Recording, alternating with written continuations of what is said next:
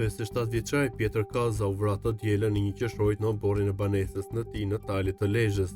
Policia ka shoqëruar disa të afërm dhe familjar të viktimës me qëllim zbardhjen e konflikteve që kishte 57 vjeçari.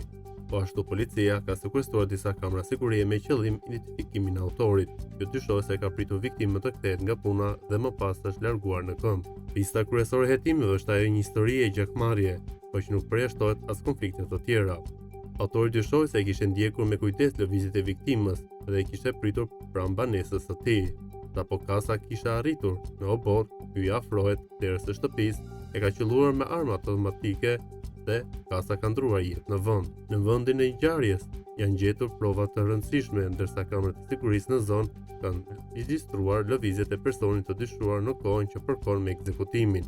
Zanafilla e gjakmarrjes nis me varg e një zinxhiri vrasjes me ekzekutimin e Nduej Kazës, ish shefi krimeve në Rreshen, i cili u vra në 7 janar të vitit 1944 në mes të qytetit. Autorët e dyshuar vëllezëri Dodë dhe Agustin Gjini u arratisën menjëherë pas ngjarjes. Në vitin 1997 Martin Kaza, vëllai i Nduej Kazës, vrau për hakmarrje 2 vëllezërit në Laçë dhe për këtë ngjarje u dënuar me 22 vite burg. Përplasja mes familjeve duket se nuk u ndal as pas kësaj. Më 28 prill të vitit 2024 një lokal shqiptar në Bruksel u vra Agustin Kaza, vëllai i 57 vjeçarit.